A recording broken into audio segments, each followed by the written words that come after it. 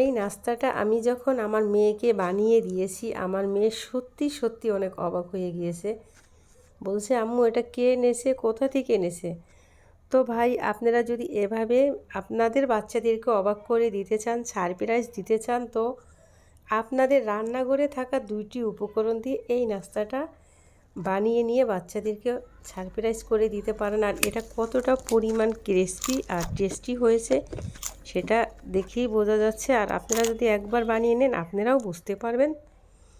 তো এই রেসিপিটার জন্য প্রথমে আমি নিয়ে নিচ্ছি একটা মাঝারি সাইজের বোল, 1 কাপ ময়দা, হাফ চামচ জিরা গুঁড়ো, হাফ চামচ কালো গোলমরিচ গুঁড়ো, লবণ স্বাদ মতো, 2 চামচ তেল দিয়ে শুকনো উপকরণ সুন্দর করে মিশিয়ে নিয়ে এখন পানি দিয়ে একটা ডো বানিয়ে নিব। একদম নর্মাল ডো, যে ডোটা দিয়ে আমরা রুটি বানিয়ে নিই সেই ডো। তো ডোটা বানিয়ে নেওয়া শেষ। এখন আমি উপরে দিয়ে 1 চামচ তেল দিয়ে সুন্দর করে আবার ঘুরিয়ে ফিরিয়ে একটা সাইডে রেখে দিব 10 মিনিটের মতো। তারপরে যাব পরবর্তী স্টেপে। এখানে আমি নিয়ে নিব 1 কাপ বেসন, দিয়ে দিচ্ছি হলুদ গুঁড়ো, মরিচ গুঁড়ো, জিরা গুঁড়ো, ধনিয়া গুঁড়ো, তারপরে আজওয়ান, চিলি ফ্লেক্স, আর দিব কালো গোলমরিচ গুঁড়ো, লবণ স্বাদ মতো, তেল 2 চামচ। সব দিয়েছি 1 চামচ করে, শুধু হলুদ দিয়েছি সামান্য। তো এখন আবারও শুকনো উপকরণ একটু মিশিয়ে নিচ্ছি। আর মিশিয়ে নিয়ে নর্মাল টেম্পারে ঠান্ডা পানি দিয়ে একটা ডো বানিয়ে নেব। আর অবশ্যই এই বেসনের ডোটা বানাতে যদি চান তো পানিটা একটু বুঝে দিতে হবে। তো এখন আবার এই ডোটার উপরে দিয়ে একটু তেল দিয়ে তারপরে আমি সুন্দর করে মেখে নিয়ে একটা রুটি বানিয়ে নেব, প্রথমে এই বেসনের ডোটা দিয়ে। তো রুটিটা কিন্তু অনেক বড় বানাবো, আর বড় বানাতে হবে। একটা ডোতে একটা রুটি আমি বানিয়ে নেব।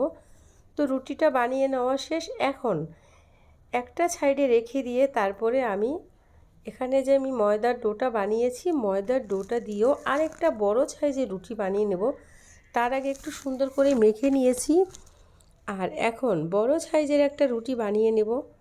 তো রুটিটা বানিয়ে নিচ্ছি, বানিয়ে নেওয়া শেষ। এখন উপরে দিয়ে দিব সেই রুটিটা, বেসনের ডোটা দিয়ে যে রুটিটা বানিয়েছি সেটা দিয়ে চেপে দিয়ে সেট করে নিয়ে এখন আমি একটা সাইড দিয়ে দেখেন আমি রোল আকারে বটে নিচ্ছি। আর এটা সুন্দর করে নিতে হবে। নিয়ে সুন্দর করে একদম দেখেন আমি কিভাবে এইটা রোলটাকে অনেক বড় বানিয়ে নিচ্ছি। অনেক বিগ সাইজের একটা রোল হয়ে গিয়েছে। এখন আমি মাছ বরাবরই কেটে নেব।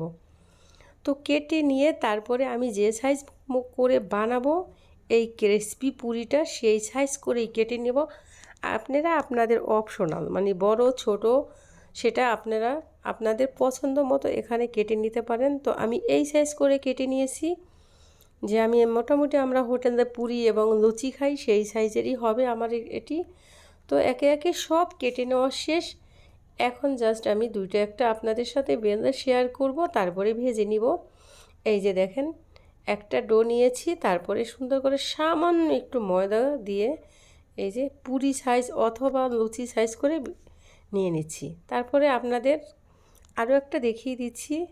তারপরে একইভাবে আমি সব বানিয়ে নিয়ে আমি ভাজার জন্য চলে যাব। এই যে দেখেন আমি একে একে দুইটা দেখিয়ে দিচ্ছি। আর একইভাবে কিন্তু সবই বানিয়ে নিয়েছি। এখন আগে থেকে আমি চুলায় তেল বসিয়ে দিয়েছি।